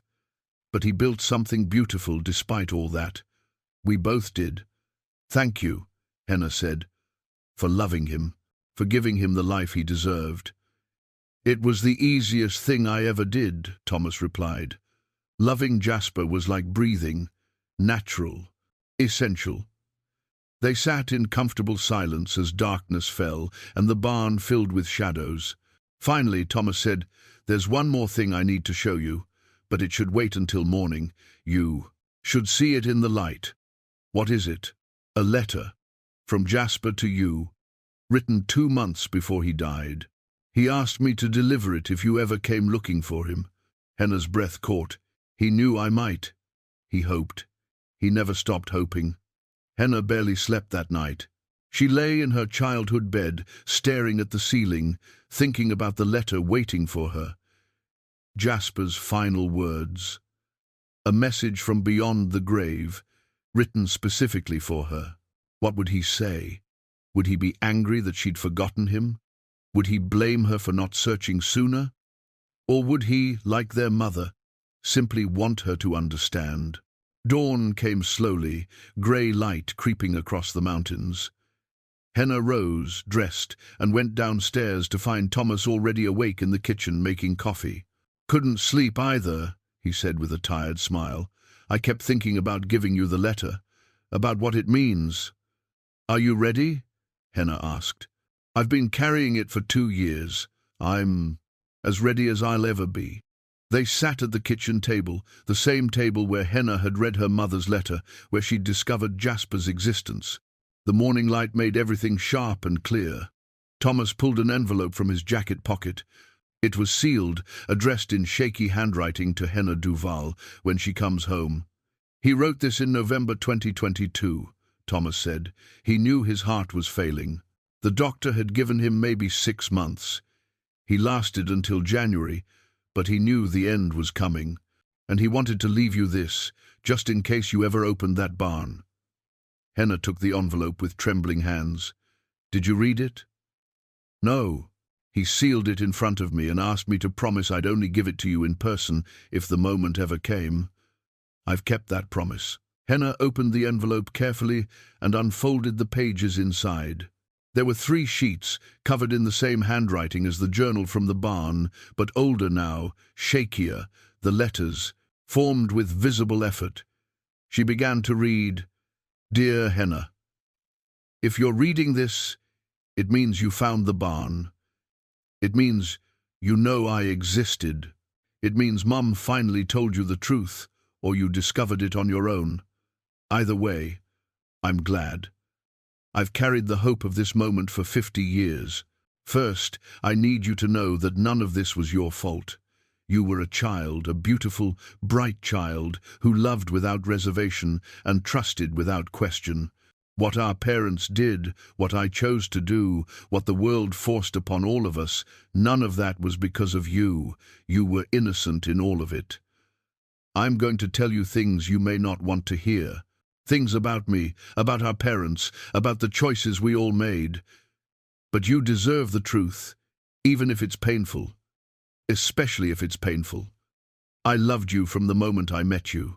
You were 6 months old when I came back from Vietnam. I'd been gone for 2 years, and when I left, Mom was pregnant with you. I didn't know if I'd make it home. Every day in that jungle, I thought about the family I might never see again, about the baby sister I'd never met. When I finally walked through that farmhouse door in May 1969, you were sleeping in a bassinet in the kitchen. Mom put you in my arms, and you opened your eyes and looked at me like you recognized me, like you'd been waiting. I fell in love with you right then. The age gap confused you as you got older. 22 years is a lifetime. When you're small, you called me your other daddy for a while, and I didn't correct you because I was honored by it. I would have been proud to be your father.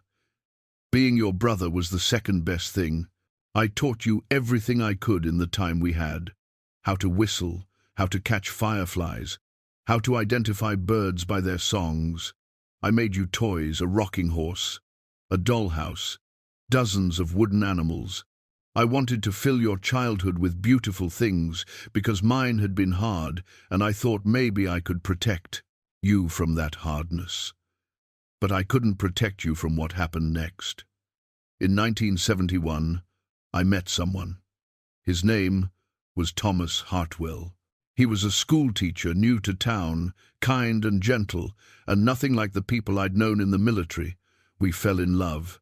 I tried to hide it, tried to keep it separate from my family life, but in a small town, secrets don't last. Someone saw us together. Word spread, and suddenly our parents were facing a choice they never wanted to make. Accept their son's truth and lose their standing in the community, or reject me and preserve their life. They chose preservation. I don't blame them. Not anymore. It was 1,972 inches rural Montana.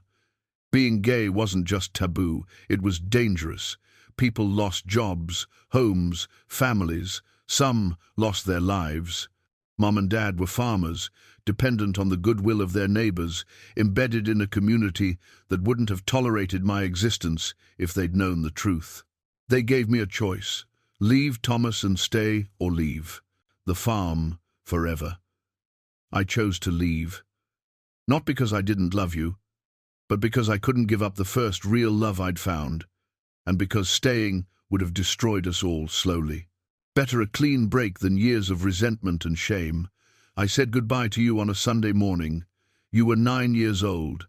I told you I was going away for work, that I'd be back someday.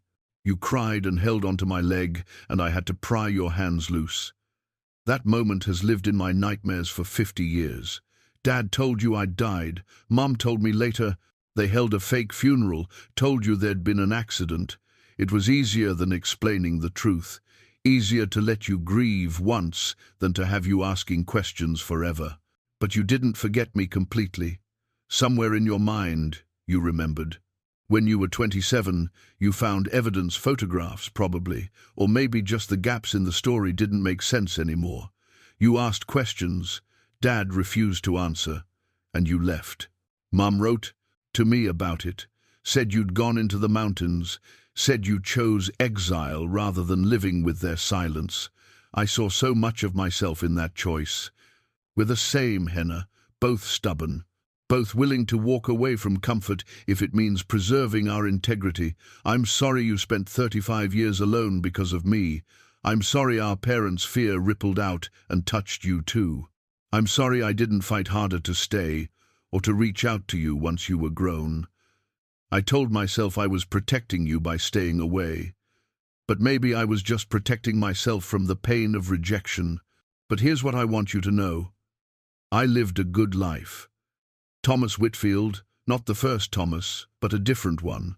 A better match for me gave me 48 years of love and partnership. We built a home. We found community. We fought for change in our small way. We helped other people like us find safety and acceptance. I thought about you every day. Every year on your birthday, I wondered what you were doing, if you were happy, if you remembered me at all. I hoped you'd found love. I hoped you'd found purpose. I hoped you'd forgiven our parents and me for the choices we made. Now that you've found this letter, now that you know the truth, you have choices to make. You can be angry, you have every right. You can grieve what was lost, I grieve it too. Or you can take this broken history and make something whole from it. The barn is yours now. Everything in it is yours. The photographs, the journal, the furniture I made. I left it all there, hoping you'd find it someday. Not to burden you with my story, but to let you know you came from love, that you were cherished, that your existence mattered to someone who couldn't stay. Do with it what you will. Keep it private, if that brings you peace. Or share it, if you think it might help others who are facing the same impossible choices we faced. The world is different now, not perfect, but better. Maybe knowing our story could make it better still. I forgive our parents. I forgave them years ago. They did their best with the tools they had, in a world that gave them no good options. Mom never stopped loving me. I know that because she reached out to Thomas near the end. She wanted to know I'd been happy. She wanted to see pictures of my life. She was carrying her own grief all those years, visiting the barn in secret, keeping my memory alive in the only way she could. Dad was harder, angrier, more afraid. But he kept the barn locked instead of destroying it. He could have torn it down, burned everything inside. But he didn't. Maybe that was his way of preserving me. Maybe that was the best love he could offer. Henna, I'm 78 now. My heart is failing. I might have months, might have weeks, but I'm writing this in hope that you'll find the barn, hope that you'll read these words, hope that you'll know your big brother loved you from the day you were born until the day he died. You were the light in my early years. The reason I wanted to survive Vietnam, the reason I worked so hard to build a good life afterwards, because I wanted to be worthy of the little girl who called me her other daddy. I love you. I always did. I'm sorry I couldn't stay. I'm sorry we lost all those years. But I'm grateful we existed together at all, even briefly. Live well, love deeply, and if you can, forgive the past. Not because it deserves forgiveness, but because you deserve freedom. Your brother always, Jasper. Henna set down the letter, her vision blurred with tears. Thomas sat across from her, his own face wet, his hands clasped tight on the table. He was a good man, Thomas said quietly, the best man I ever knew. He thought our father told me he died, Henna said. He thought I attended his funeral. Your parents never actually held one, but they told the town there'd been an accident. Let people assume. After a while, most folks forgot about him, or pretended to. Henna stood and walked to the window, looking out at the barn. Her brother had left her everything, his story, his love, his hope that she'd make something meaningful from the wreckage of their family. I want to open the barn to people, she said suddenly. I want to make it a place where his story can be told, where other people can see what happens when we choose fear over love. Thomas was quiet for a moment. Then, he'd like that. He spent the last 20 years of his life doing community work, speaking to LGBTQ youth, helping kids who'd been rejected by their families. This would be a continuation of that work. Will you help me? Henna asked. I don't know how to do this, but you knew him. You knew what mattered to him. Of course, Thomas said. I didn't drive 800 miles just to deliver a letter. I came to help you honor him. Henna turned from the window and met Thomas's eyes. Thank you for loving him, for keeping his memory alive, for coming here when you didn't have to. I had to, Thomas said simply. You're Jasper's sister, your family, and family doesn't abandon family, not if we can help it. For the first time since opening the barn, Henna felt something shift inside her. The grief was still there, sharp and heavy, but beneath it was something else. Purpose. Direction. A reason to stop running. Jasper had spent 50 years hoping she'd find the truth.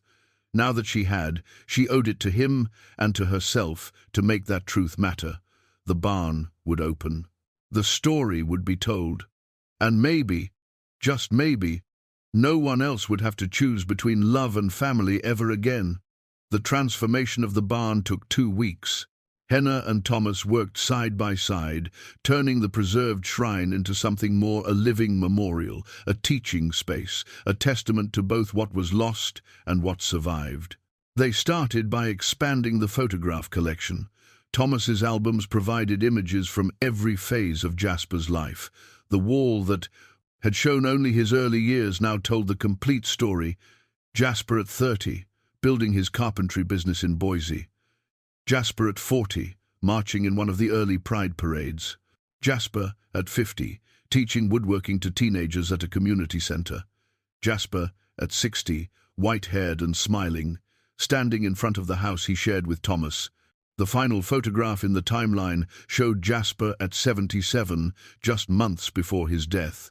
He sat in a rocking chair on a porch, a blanket over his lap, but his eyes were bright and his smile was genuine. Thomas had labeled it, "Still here, still happy."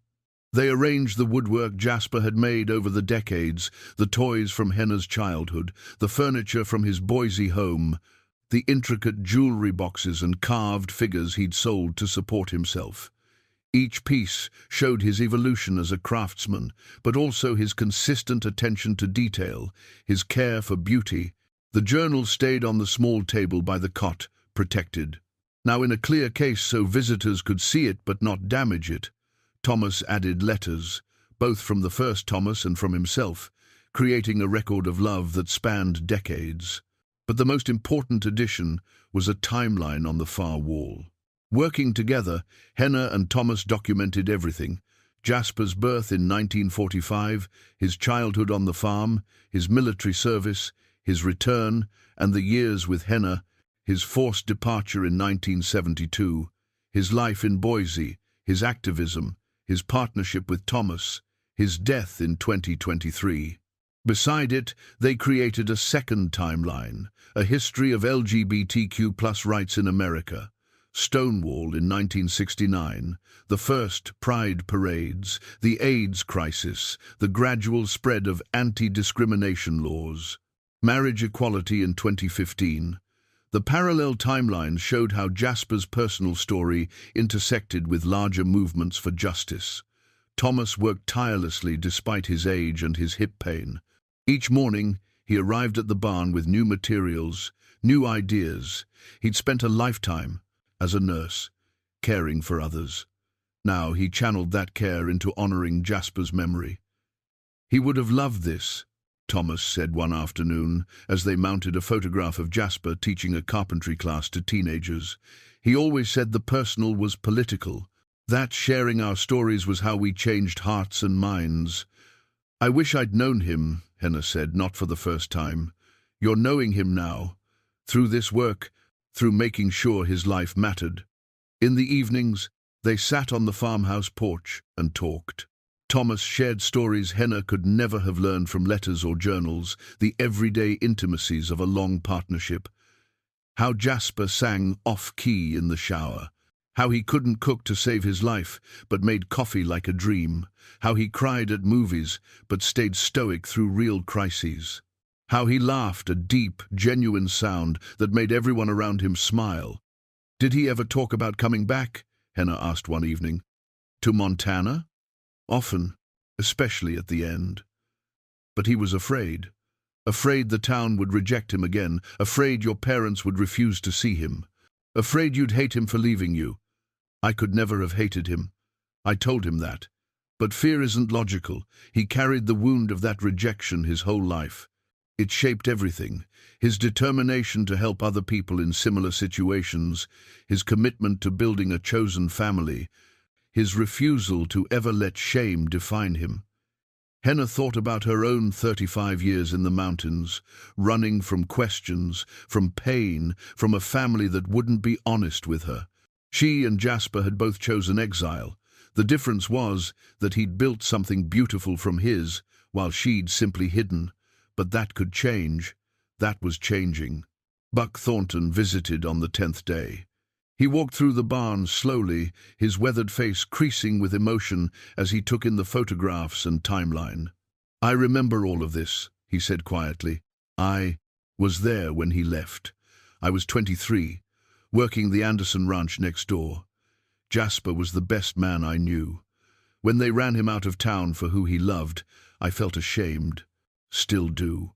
"You didn't run him out," Thomas said gently. "No, but I didn't speak up either. None of us did. We let it happen because it was easier than standing against it." "The world was different then," Henna said. "That's what we tell ourselves to sleep at night. But wrong is wrong, no matter when it happens." Buck turned to face them. "What are you planning to do with this place?" "Open it," Henna said. "Let people see what happened. Let them learn from it." Buck nodded slowly. "Some folks won't like that. Your daddy still has friends in town who think what happened was right. Think Jasper should have stayed, gone, and stayed quiet. And some folks will be glad," Thomas added, the teacher who spoke to Henna at the grocery store. Others who knew Jasper and grieved his loss. "There's a new generation too," Buck said. "Kids growing up now who don't remember when this town had no space for difference. They should know the history. Know what their grandparents' generation did." "Will you help us?" Henna asked. "You knew Jasper. You remember what he was like before he left. Your voice would matter." Buck was quiet for a long moment. Then he straightened his shoulders. "I should have spoken up 50 years ago. Better late than never. Yes, I'll help." They planned an opening day, the 3rd Saturday in November, just over a month after Henna had first returned to the farm. They kept it small initially, inviting people through word of mouth. Buck spread the news to the older generation. Thomas contacted LGBTQ+ organizations in Montana and Idaho. Henna put a simple notice in the county newspaper: "The Jasper Duval Memorial Barn. Open house November 18th, 10 a.m., 4 p.m. All welcome." The responses started arriving within days. Letters from people who'd known Jasper in childhood or high school, expressing support and promising to attend. Emails from younger people who'd never met him but understood the importance of preserving LGBTQ+ history. Phone calls from activists and educators asking if they could bring groups. But there were negative responses too. A letter to the editor of the county paper calling it an insult to traditional values. An anonymous note left in Henna's mailbox: "Leave the past buried where it belongs." A cold voicemail from someone claiming to be a friend of her father's. "Robert Duval would be ashamed of what you're doing." Henna felt each criticism like a physical blow. Thomas found her one evening on the porch, the anonymous note crumpled in her hand. "They're telling me to stop," she said. "I know. Jasper got the same messages when he did community work in Boise. Hate is loud, but love is louder if we let it be. What if more people protest than attend? What if we open the barn and no one comes?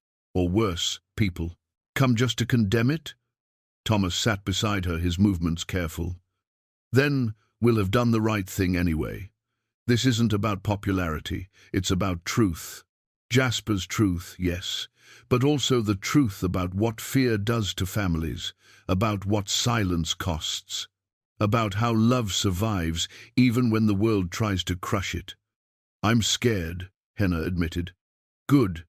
That means it matters. That means you're doing something worth doing." They worked on a speech together, words Henna would say at the opening, to explain why the barn existed, what it meant, why Jasper's story deserved to be told. Thomas helped her find the balance between honoring the pain and celebrating the survival. "Don't make him a martyr," Thomas advised. "He'd hate that. He lived a full, joyful life despite everything. That's the message. Not that the world destroyed him, but that he refused to be destroyed.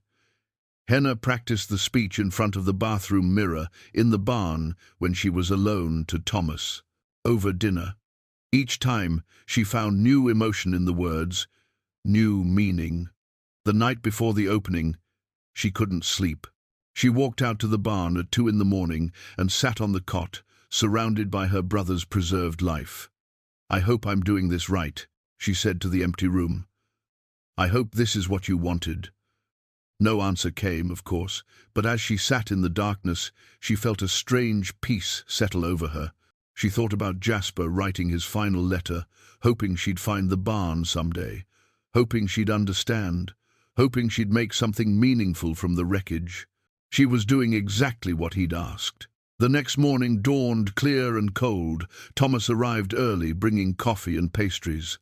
They set up chairs in the barn, arranged informational handouts, made sure every photograph was properly labeled. Buck arrived at 9 to help with parking, bringing his grandson, a quiet young man in his 20s who'd recently come out and wanted to see the barn. At 9:30, the first car pulled up, then another, then 3 more. By 10 o'clock, when Henna officially opened the barn doors, there were 40 people waiting outside. Some she recognized from town, the teacher from the grocery store, the librarian who'd helped her research Jasper, others who'd known her parents. Some were strangers, young people, activists, educators, journalists. And standing at the back of the crowd, looking nervous but present, was an elderly man Henna didn't recognize. He caught her eye and gave a small nod. Thomas saw him too, his breath caught. "That's him," he whispered to Henna. "The first Thomas. Thomas Hartwell. I've seen his picture in Jasper's old letters. The man who Jasper had loved first, who'd asked him to stay, who'd been left behind. He'd come to honor the man he'd lost 50 years ago." Henna stepped forward, her prepared speech forgotten in the face of this unexpected gathering. She looked at the faces before her, old and young, supportive and curious, each one carrying their own stories, their own losses, their own hopes. She thought about Jasper, who'd spent his life speaking truth, even when it was dangerous, who'd built community from nothing, who'd loved deeply and lived fully, despite being driven from the only home he'd known. "Thank you for coming," she said, her voice stronger than she'd expected. "Let me tell you about my brother." The crowd quieted as Henna stood at the entrance to the barn. Behind her, the photographs of Jasper's life rose on the walls like a testament. Beside her, Thomas Whitfield stood steady, a living connection to the man they'd all come to remember or learn about. "My name is Henna Duval," she began. "Until 3 weeks ago, I didn't know I had a brother. My parents never told me. They erased him from family photographs, forbid anyone from speaking his name, and locked away every trace of his existence in this barn." She paused, letting the words settle. Several people in the crowd shifted uncomfortably. Others leaned forward, intent. "Jasper Duval was born in 1945, right here on this farm. He was the son my parents had been praying for. He grew up working this land, excelling in school, serving his community. He was valedictorian of his high school class, a star athlete, a decorated Vietnam veteran who served 2 tours and came home with medals for bravery." Henna gestured to the timeline on the wall. "In 1963, when Jasper was 18 and preparing for college, my mother discovered she was pregnant. I was born that fall a surprise baby, 22 years younger than my brother. By all accounts, Jasper was thrilled. He postponed college to help on the farm. When he was drafted in 1967, he wrote home constantly asking about me, his little sister. She moved to the photographs from Jasper's military service.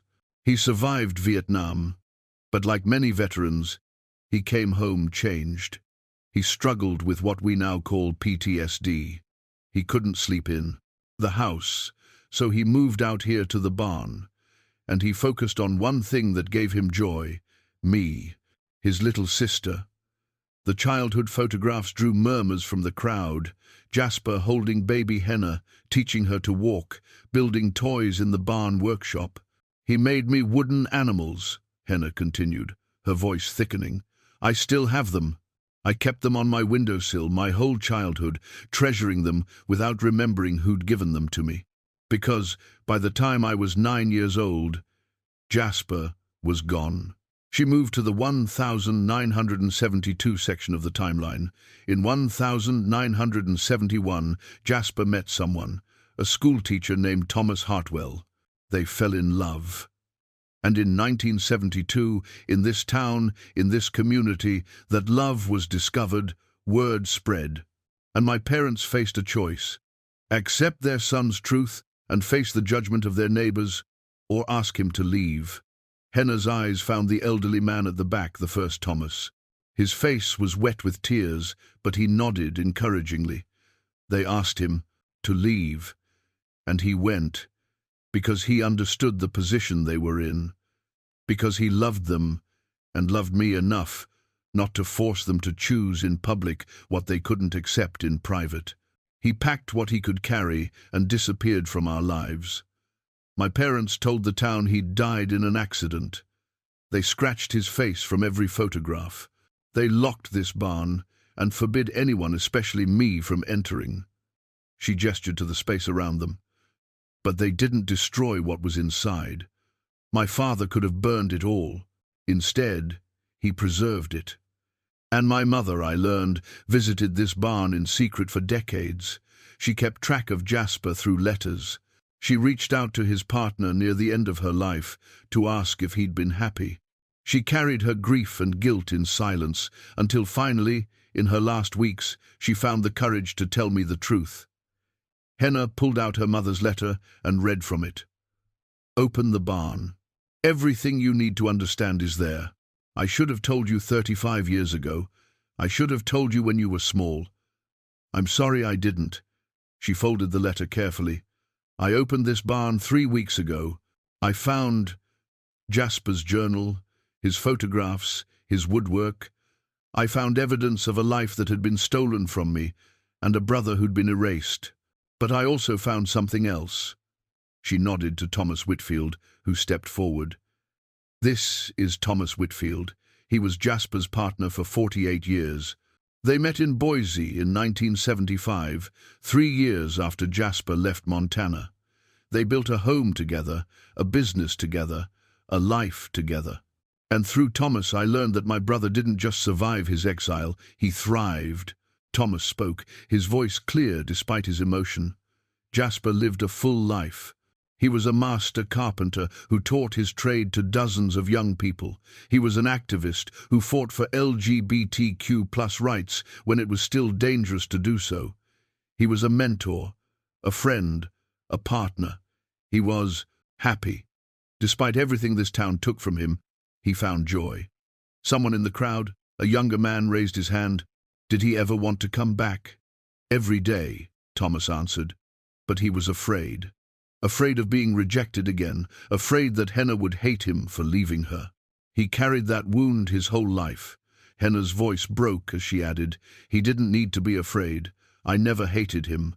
I never even knew him well enough to hate him. But I know him now, and I'm going to make sure everyone else knows him too." She swept her arm toward the barn's interior. "This is Jasper's story. Not just the tragedy of his exile, but the triumph of his survival. I'm opening this barn as a memorial, yes, but also as a teaching space, so that other families don't make the choices my parents made, so that other kids don't lose siblings they never knew they had, so that love, all kinds of love, can be spoken aloud instead of buried in silence." The crowd was silent. Then, from the back, the first Thomas stepped forward. His voice was hoarse but steady. "I was the schoolteacher Jasper fell in love with in 1971.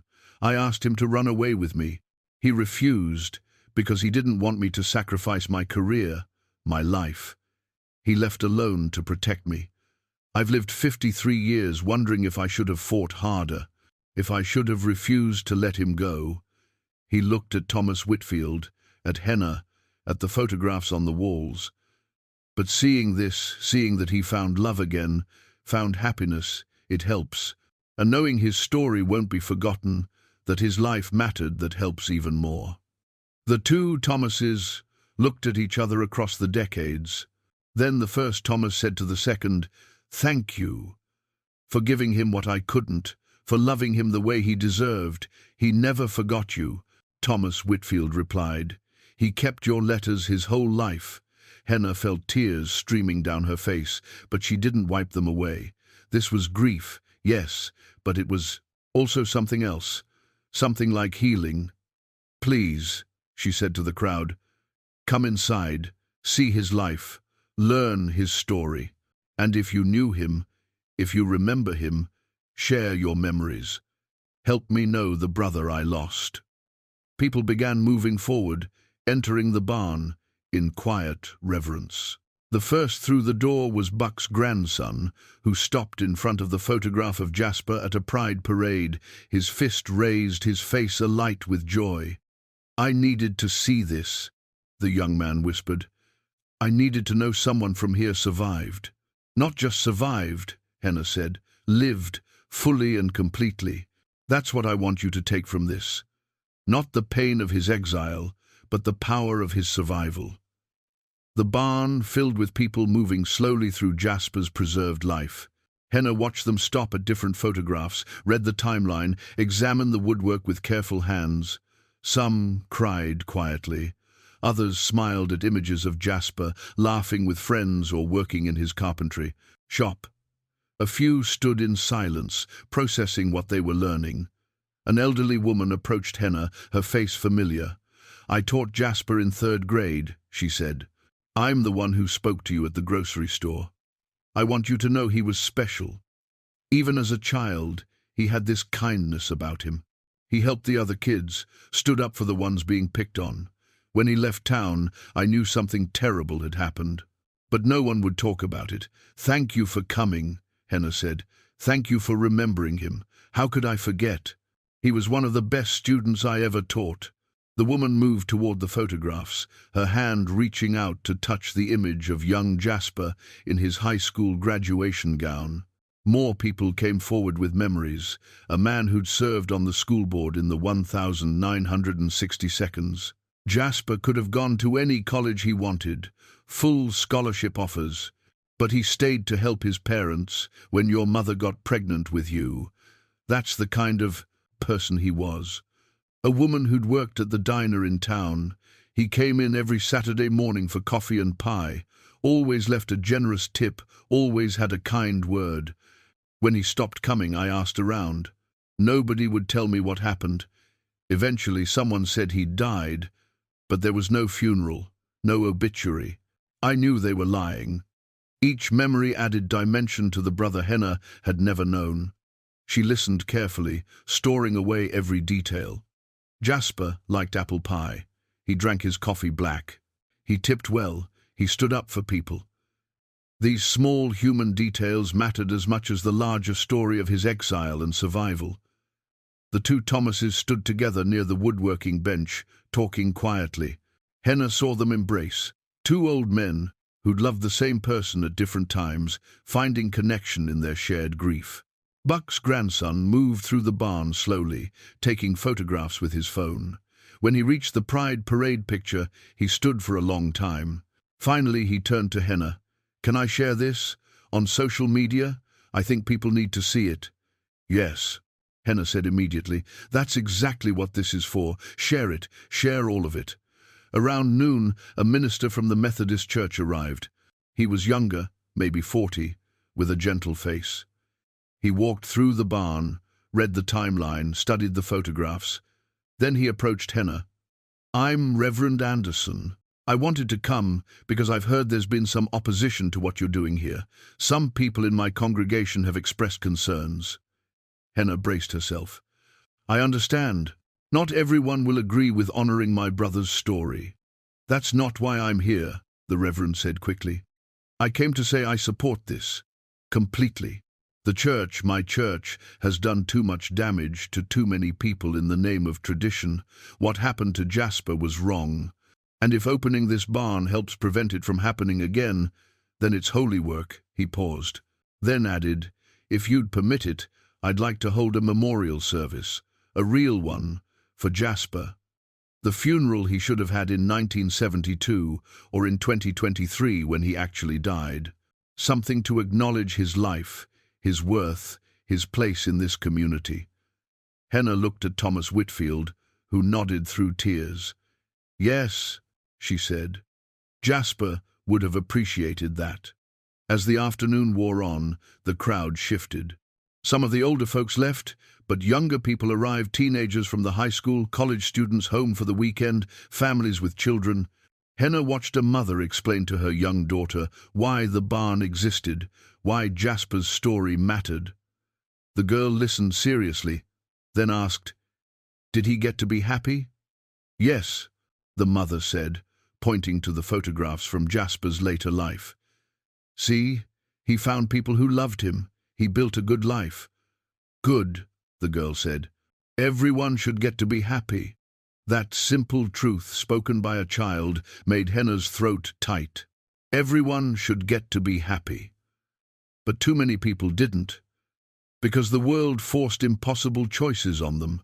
By 4 o'clock, when the official open house was ending, more than 100 people had come through the barn. They'd left notes in a guest book, sharing their own stories of loss and survival, of family members they'd lost to rejection, of their own struggles to be accepted. One note read, "My son came out to us 5 years ago. We struggled at first. But seeing what happened to Jasper, knowing what we could lose if we chose fear over love, thank you for this. Thank you for showing us what silence costs." Another, "I left Montana 20 years ago because I couldn't be myself here. Maybe now I can come home." And another, "Jasper Duval, your life mattered, your love mattered, you mattered. Thank you for surviving. Thank you for thriving. You gave the rest of us hope." As the last visitors left, Henna stood in the barn with both Thomas's and Buck. The afternoon light streamed through the open doors, illuminating the photographs, making Jasper's face seem almost alive. "He's still teaching people," Thomas Whitfield said softly. "Even now, that's what he'd want." The first Thomas nodded. "I spent 50 years carrying guilt, wondering if I should have fought harder for him. But seeing this, seeing what he built without me, he made the right choice. He found his path. And now, because of this barn, his path is helping others find theirs." Buck cleared his throat roughly. "I owe you an apology, Henna. All of us do. We should have spoken up in 1972. Should have told your parents they were wrong to send him away. Should have made this town a place where Jasper could have stayed." "You're speaking up now," Henna said. "That matters. Better late than never," Buck agreed. "But it's still 50 years too late." "Maybe," Henna said. "But if this barn prevents one family from making the same choice, if it helps one person feel less alone, then it's not too late. It's exactly on time." As evening fell, they locked the barn carefully. The memorial would remain open 2 Saturdays a month, or by appointment. Word was already spreading, requests from schools who wanted to bring students, from LGBTQ+ organizations who wanted to include it in their history programs, from families who needed to see proof that survival was possible. Henna walked back to the farmhouse with Thomas Whitfield, both of them exhausted but peaceful. On the porch, Thomas turned to her. "Thank you," he said, "for opening the barn, for honoring Jasper, for giving his life this final chapter." "Thank you," Henna replied, "for loving him, for coming here, for helping me know my brother." "What will you do now?" Thomas asked. "Will you stay here or go back to your cabin in the mountains?" Henna looked out at the barn, solid and permanent in the gathering darkness. She thought about 35 years of isolation, of running from questions, of choosing silence over confrontation. "I'm staying," she said. "This is my home now. This is where I'm meant to be." Thomas smiled. "Jasper would be glad. You're doing what he did, building something beautiful from broken pieces, making meaning from pain." That night, after Thomas had gone to his hotel in town, Henna sat in the barn alone. She opened Jasper's journal to the last entry he'd written in 1972. "Tomorrow I leave. I've packed what I can carry. The barn is set up exactly how I want Henna to find it someday."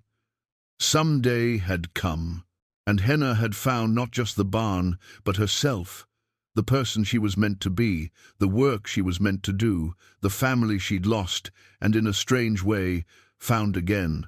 She closed the journal and looked around at the space that had held her brother's love for 50 years, waiting patiently for her to come home. "I found it," she whispered to the empty room. "I found everything you left me, and I'm going to make sure it matters." Spring came to the Bitterroot Valley, with its usual drama, snow melting into rushing creeks, meadows exploding with wildflowers, the mountains shedding their white mantles to reveal green beneath. Henna stood on the farmhouse porch watching the sunrise, a cup of coffee steaming in her hands, and thought about how different this spring felt from all the others she'd known. 6 months had passed since she'd opened the barn. 6 months since she'd learned about Jasper, met Thomas, shared her brother's story with the world. In that time, everything had changed. The memorial barn had become something larger than she'd imagined. Schools brought students on field trips to learn about local LGBTQ+ history. Families visited to help their children understand that love came in many forms. Young people came seeking evidence that they could survive, could thrive, even if their families rejected them. Henna had become an accidental educator, a keeper of stories, a bridge between past and present. She led tours twice a month, always starting the same way. "Let me tell you about my brother." The farmhouse itself had transformed. Thomas Whitfield had moved into the guest room, making the long drive from Boise a permanent relocation. "I'm 78, he'd said when he announced his decision. "I want to spend whatever time I have left doing this work, keeping Jasper's memory alive. And besides, I've grown fond of you." Henna had grown fond of him too. They'd become family in the truest sense, not through blood, but through choice and shared purpose. Thomas cooked dinner most nights. He was a far better cook than Henna. In return, she maintained the property, fixed what broke, kept the mountain woman's skills alive, even in the valley. Buck Thornton visited weekly, often bringing his grandson. The young man had become one of the barn's most passionate advocates, using social media to spread Jasper's story far beyond Timber Falls.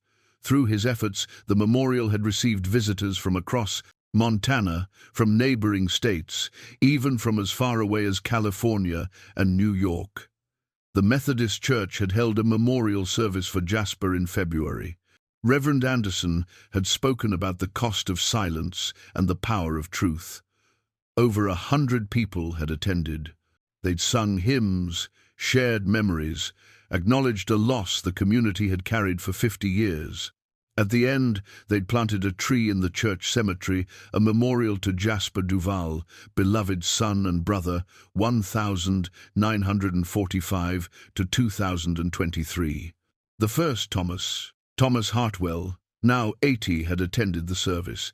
He'd stood beside Thomas Whitfield, 2 old men honoring the person they'd both loved. Afterward, he'd told Henna, "I can finally let him go. For 50 years, I've been carrying the guilt of not fighting hard enough for him. But seeing what you've built here, knowing his life mattered, knowing he was loved, it gives me peace." Not everyone had been supportive. There had been protests, angry letters, a few acts of minor vandalism. Someone spray-painted "abomination" on the barn door one night. Henna and Thomas had cleaned it off the next morning and kept going. But the support far outweighed the opposition. Donations arrived to help maintain the memorial. Volunteers offered their time. Local businesses placed supportive messages in their windows. The town was changing, slowly, one conversation at a time. Henna had changed most of all. The mountain woman who'd lived in isolation for 35 years had become someone embedded in community, connected to others, committed to something larger than survival. She still took long walks in the mountains that part of her would never fully leave. But now, She came back down. Now she had reasons to return. On this particular spring morning, she had a special visitor coming. She'd received a letter 3 weeks earlier from a woman named Henna Duval, who'd found Jasper's story online through Buck's grandson's posts. Amanda claimed to be researching her family tree and believed she might be related to Jasper, possibly through a cousin line Henna had never known existed. At 10 o'clock, a car pulled up the driveway. A woman in her 40s stepped out, followed by a teenage girl. Henna walked down from the porch to meet them. "I'm Amanda," the woman said, extending her hand. "And this is my daughter, Riley. Thank you for agreeing to meet with us." "Come inside," Henna said. "I have coffee ready." And Thomas made his famous cinnamon rolls. They sat in the kitchen, the same kitchen where Henna had first read her mother's letter, where she'd discovered Jasper's existence, where she'd begun this journey. Amanda pulled out genealogy documents showing the connection. Her grandfather had been Robert Duval's cousin, making her and Henna distant relatives, and Jasper her cousin as well. "I grew up hearing whispers about a family scandal," Amanda said. "Some Duval who'd been disgraced and disappeared. But no one would ever tell the full story. When I saw the posts about the memorial barn, about Jasper, it all clicked into place. I wanted my daughter to know her family's real history, not the sanitized version." Riley, quiet until now, spoke up. "I'm gay," she said, the words tumbling out quickly. "I came out to my parents last year. They were cool about it. But I've been scared of what the rest of the family would think. Finding out about Jasper, knowing someone in our family went through this and survived it helped." Henna felt her eyes burn. This was why the barn mattered. Not just for history, but for now. For girls like Riley who needed to know they came from a line of survivors. "Come see the barn," she said. "Come meet your cousin, Jasper." They spent the afternoon in the memorial space. Henna told Jasper's story, showed the photographs, shared the letters. Riley cried when she read Jasper's final message, "Live well, love deeply." "That's what I want to do," she said. "I want to make him proud." "You already are," Thomas Whitfield said, appearing in the doorway with fresh coffee. "By being yourself, by being honest. That's what Jasper would have wanted." As evening approached and Amanda and Riley prepared to leave, Riley hugged Henna tightly. "Thank you," she whispered. "Thank you for not letting him be forgotten." After they drove away, Henna and Thomas stood in the yard, watching the sun set behind the mountains. The barn doors stood open, welcoming. Inside, Jasper's face looked out from 100 photographs, still teaching, still inspiring, still loved. "Do you think he knows?" Henna asked. "Wherever he is, do you think he knows what this has become?" "I think he knows," Thomas said. "And I think he's glad you came home." Home. Henna turned the word over in her mind. For 35 years, home had been a lonely cabin at 7,200 feet, a place to hide from questions she couldn't answer. Now home was this farmhouse, this barn, this work of memory and meaning. Home was the visitors who came seeking connection. Home was Thomas's cooking and Buck's weekly visits and the letters that arrived from people whose lives had been touched by Jasper's story. Home was the truth, finally spoken aloud. The next morning, Henna woke early and walked to the barn before breakfast. She did this most mornings now, starting her day in conversation with the brother she'd never known but had learned to love. "We have a school group coming today," she told the photographs. 30 high school students learning about local history. I'll tell them about you, about how brave you were, about how you chose love even when the cost was everything." She paused in front of the final photograph in the timeline. Jasper, at 77, smiling on his porch. He looked happy, genuinely, completely happy. "I understand now," she said softly, "why you left the barn set up like this, why you kept hoping I'd find it. You wanted me to know that exile doesn't have to mean defeat, that being driven away from one home means you can build another. That love survives even when everything else is taken away. She thought about her own exile, her own 35 years of isolation. She'd thought she was protecting herself by running to the mountains, but she'd really been running from the same thing Jasper ran, from a family that chose silence over truth. The difference was, Jasper had run toward something, toward love, community, purpose, while she'd simply run away. But not anymore. Now she was running toward connection, toward meaning, toward the work of making sure Jasper's life and his death mattered. She locked the barn carefully and walked back to the farmhouse. Thomas was in the kitchen making breakfast. Buck's truck was pulling up the driveway for his weekly visit. Another day of work lay ahead, tours to give, stories to share, lives to touch. Henna poured herself coffee and looked out the window at the barn. Her brother's legacy. Her mother's final gift. Her own redemption.